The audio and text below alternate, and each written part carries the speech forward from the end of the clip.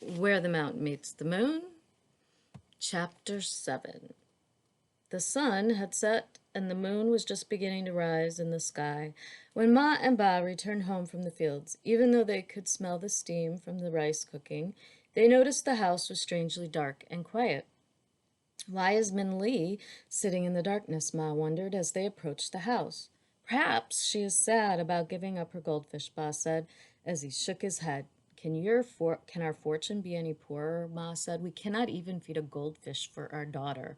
But as Min Lee's parents entered the house and read her note, Ma made a noise like a shrieking cat.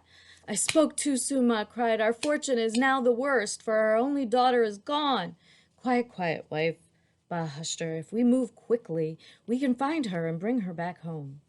Ba hurriedly took out his cloth sack and gathered blankets and filled an empty water bottle. She has had almost half a day to travel ahead, he said. It might take us some time to find her. Ma watched him and then began to pack the cooked rice into a traveling box. But she continued to weep. It is all the stories you told her, Ma sobbed. She believed them and now is looking for fairy tales.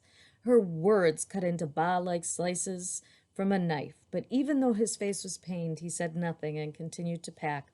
His hands trembled as he tied the bag closed, but they were gentle when he put them on Ma's shoulders. Let us go, he said. And as they left the house, many of their neighbors poked their heads out their doors. They had heard Ma scream through the thin walls of their closely spaced houses and wanted to know what had happened. When Ma and Ba told them, it seemed as if the whole village poured out from their homes. Never-ending mountain, the old man on the moon, changing our fortune. You better go find her. She will never return. Foolish Min Lee. She is trying to do the impossible.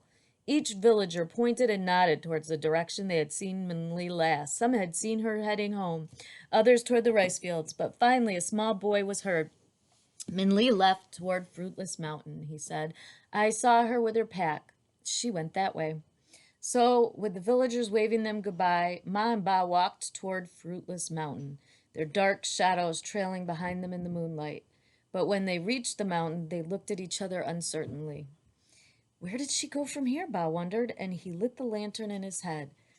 The soft light seemed to warm the air and soften the growing darkness. Here, Ma cried out, pointing to the ground. There are footprints going toward the woods. Maybe they are Min Lee's.